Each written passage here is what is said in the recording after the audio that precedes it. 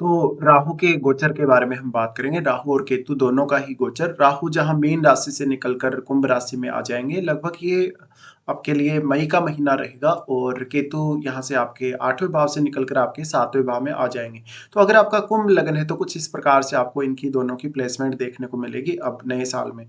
और यहाँ पे हमने दो अन्य ग्रहों को भी लिया है साथ में, इनके अलावा शनि और बृहस्पति। इससे आपको ये जो गोचरीय स्थिति है इसका परिणाम बहुत ही अच्छे से समझ में आएगा और आप ये अंदाजा लगा सकेंगे कि ये ग्रह आपको किस प्रकार से प्रभावित कर सकते हैं और कौन-कौन से रिजल्ट आपको दे सकते हैं। देखिए, सबसे पहले यहाँ हम जो गोचरीय स्थितियाँ हैं उनके बारे में थोड़ा-सा विस्तार से बात कर लेते हैं। उसके बाद ये प्लेसमेंट के आधार पर हम चर्चा करेंगे। प्रमुख ग्रहों के गोचर में हमने यहाँ बृहस्पति को लिया है, इसके बाद हमने शनि और राहु केतु को लिया है। बृहस्पति के गोचर को अगर आप लोग देखेंगे 2025 में, तो 14 मई से बृहस्पति चेंज हो रहे हैं। वृषभ राशि से निकलकर ये मिथुन राशि में प्रवेश कर जाएंगे और 19 अक्टूबर तक ये मिथुन राशि में रहेंगे। 19 अक्टूबर तक रहने के बाद ये कर्क राशि में भी प्रवेश करेंगे कुछ समय के लिए। 4 दिसंबर के बाद से ये फिर से मिथुन राशि में आ जाएंगे।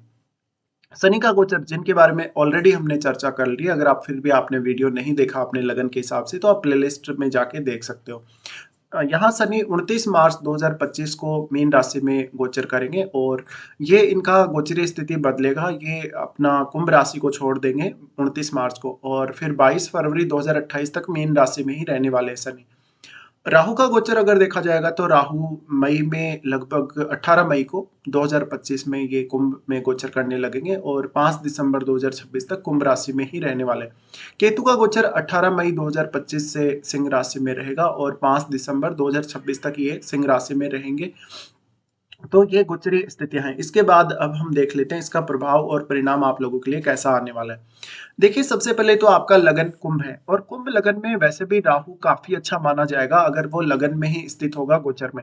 लेकिन आप अपने चार्ट में देखिएगा, अगर आपका राहु आपके लगन में स्थित है, आपके 4th हाउस में स्थित है, 5th में स्थित है, या आपके कहीं ना कहीं आपके 8th हाउस में है, आपके 9th में है, या फिर आपके 12th हाउस में है, इन स्थितियों में राहु आपको बहुत ही बेटर परिणाम देंगे।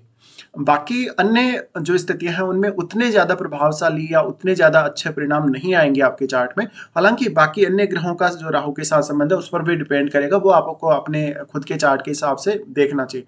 और अगर आपको अपने चार्ट में कुछ भी समझ में नहीं आ रहा तो आप कंसल्टेशन भी बुक कर सकते हैं। कंसल्टेशन में आपको पूरा अच्छे से अपना चार्ट समझा दिया जाएगा। देखिए, यहाँ राहु जो कुंभ में है, ये सेल्फ ऑब्सेशन आपके लिए क्रिएट करेंगे और यहाँ हम शनि के बारे में भी थोड़ा सा चर्चा करेंगे, क्योंकि शनि है वो राहु के डिस्पोजिटर है, तो हमें डिस्पोजिटर को देखना भी बहुत ही ज्यादा जरूरी है। अब इंटरेस्टिंग फैक्ट ये है कि राहु शनिवत ही चलते हैं हमेशा। तो आपका जो शनि है आपके चार्ट में, उसको भी जरूर चेक करिएगा और आपके राहु को भी चेक करिएगा।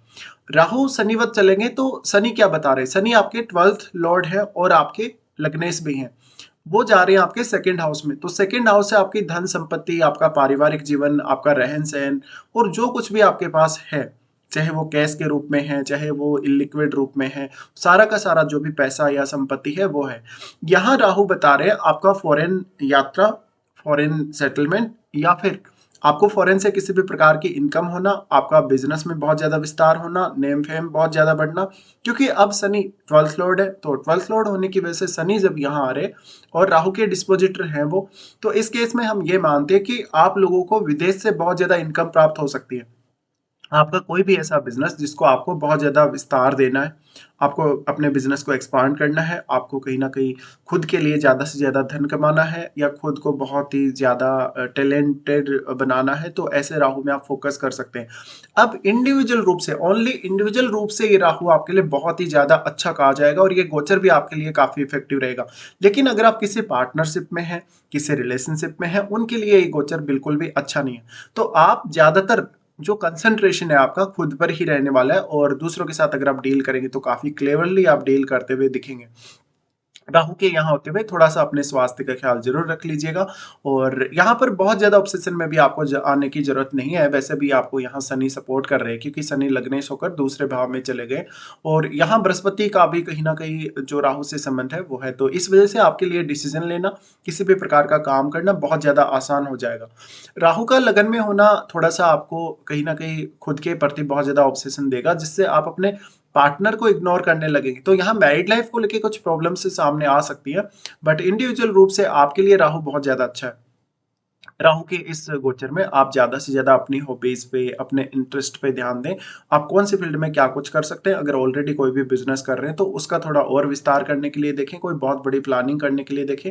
अगर आप फॉरेन जाके कोई भी बिजनेस किए हैं या फॉरेन में ऑलरेडी सेटल्ड हैं, तो राहु और भी ज्यादा अच्छा रिजल्ट आपके लिए लेकर आएंगे। इसके साथ साथ आपको अपनी महादशा को भी चेक करना है। मान लीजिए आपकी महादशा किसी अन्य ग्रह की भी चल रही हो, तो भी आपको राहु यहाँ काफी अच्छे परिणाम प्रदान करेंगे। लेकिन मान लो अगर आपको राहु की ही दिशा चल रही है, तो उस केस में राहु बहुत ही ज्यादा प्रभावी रहेंगे अन्य जो ग्रह हैं उनकी तुलना में। इसलिए आपको राहु के लिए ज्यादा से ज्यादा प्रोमिनेंट हो जाना चाहिए। राहु का यहाँ प्लेसमेंट है तो निश्चित रूप से ही आपको खुद पर ज्यादा ध्यान देना है, सेल्फ सेंटर्ड आपको बनना है इस गोचर में। अगर आप किसी भी पार्टनरशिप में नहीं है, किसी भी रिलेशनशिप में नहीं है, तो देखिए राहु यहाँ आपको खुद को बहुत सही साबित करने के लिए प्रेरित करेंगे। ऐसे में राहु आपको ज्यादा से ज्यादा एक सफल बिजनेसमैन के तौर पे दिखाते हैं, एक बहुत ही ऐसा पर्सन जो बहुत ज्यादा हार्ड वर्किंग भी है साथ में, क्योंकि आपके लगन के स्वामी शनि है और आप हमेशा काफी अच्छे से काम करेंगे, बहुत ही प्रैक्टिकल तौर पे काम करेंगे जो भी आप करेंगे। तो यहाँ सफल होने की संभावना, अगर आपका खुद का आपका ये एक मोटिव है या खुद का एक ऑब्सेशन है कि आपको ज्यादा से ज्यादा सक्सेसफुल होना है लाइफ में, तो ये गोचर उसमें आपके लिए बहुत ज्यादा सपोर्टिव है। फिर केतु के बारे में बात करते हैं। देखिए केतु के डिस्पोजिटर सूर्य हैं, तो आपको सूर्य को जरूर देख लेना है। केतु यहाँ वैसे तो देखा जाए तो सिंह राशि में काफी अच्छे माने जाते हैं, बट जब सातवें भाव की बात आती है तो ये आपके जीवन साथी को आपसे एकदम से डिटेच कर सकता है। तो मैरिड लाइफ के लिए बिल्कुल भी अच्छा नहीं कहा जाएगा। अगर आपका मैरिज हो रहा है इस टाइम में तो थोड़ा सावधानी बरतिएगा। और यहाँ पे जीवन साथी के साथ कुछ समय बाद आपकी डिटेचमेंट से फीलिंग्स आपको आने लगेंगी। यहाँ पे आप अपने पार्टनर को इग्नोर करने की कोशिश करेंगे या किसी भी बहाने आप खुद को उनके सामने सही साबित करेंगे और अपने पार्टनर में कुछ कमियां निकालना शुरू कर देंगे। इसके साथ साथ आपके पार्टनर के साथ आपकी मिसअंडरस्टैंडिंग होना भी संभावित है, चाहे ये तो आपका जीवन साथी है जो उसके साथ, या फिर आपने कोई बिजनेस किया है, पार्टनरशिप की है किसी बिजनेस में, तो वहां भी। तो ऐसे मामलों में आपको अब जब भी सेवंथ हाउस से रिलेटेड मैटर है उनमें बहुत ज्यादा सावधानी रखनी है। बहुत ही अच्छे से सोच समझ कर आपको निर्णय लेने हैं। देखिए राहु यहाँ वैसे दृष्टि डाल रहे हैं आपके सातवें भाव पे, बट हम यही मानते हैं कि जो भी ग्रह किसी अन्य भाव में बैठा है वो ग्रह उस भाव को सबसे ज्यादा प्रभावित करेगा। भले ही कोई दूसरा ग्रह अगर दृष्टि डाल रहा है तो वो ग्रह उतना ज्यादा प्रभावित उस भाव को या उस घर को नहीं कर पाएगा। केतु के यहाँ होते हुए मेनली आपका सेवंथ हाउस से पूरा का पूरा डिटेचमेंट होने वाला है, या सेवंथ हाउस से आपको कोई भी बहुत बड़ी एक्सपेक्टेशन नहीं लगानी चाहिए। लेकिन आप खुद कितना ज्यादा हार्डवर्क कर लेंगे, खुद कितनी ज्यादा मेहनत कर लेंगे, इसी के ऊपर आपका ये गोचर लगभग डिपेंड करेगा। अब देखिए आपका अगर सूर्य काफी मजबूत स्थिति में है तो इससे आपके लिए नेम फेम के मामले में बहुत अच्छा हो जाएगा। अगर आप कोई भी बहुत ज्यादा बड़ा कोई कंपटीशन फेस करने जा रहे हैं या कैरियर वाइज कोई बड़ा फैसला लेना चाहते हैं तो भी आपके लिए अच्छा रहेगा। अब यहाँ पे हम राहु की दृष्टियों के बारे में थोड़ी चर्चा कर लेते हैं। राहु की सबसे पहले दृष्टि आपके पांचवें भाव पे पड़ेगी। पांचवें भाव पे जो दृष्टि पड़ेगी ये आपके लिए काफी सपोर्टिव रहेगी, आपके एजुकेशनल मामले में, संतान से जुड़े मामलों में, या कहीं ना कहीं थोड़ा सा लक भी आपको फेवर करेगा, क्योंकि बृहस्पति का खुद का दृष्टि भी है राहु पर। इसलिए आप इस गोचर के दौरान लकी रहेंगे काफी। देखिए यहाँ जो राहु का दृष्टि पड़ रहा है वो आपको स्टडीज में बहुत मदद कर सकता है, लेकिन आपको टेक्नोलॉजी रिलेटेड, इंजीनियरिंग रिलेटेड या किसी भी प्रकार के अन्य ऐसे स्टडीज में मदद मिल सकती है।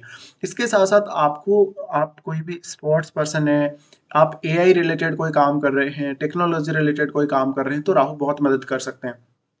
बट पंचम भाव पे इनकी दृष्टि का होना थोड़ा सा ऑब्सेसिव बिहेवियर देता है कभी कभी। तो आपकी अपेक्षाएं ऐसा राहु बहुत ज्यादा बढ़ाने का काम करेगा, आपकी अभिलाषाएं बहुत ज्यादा बढ़ेंगी।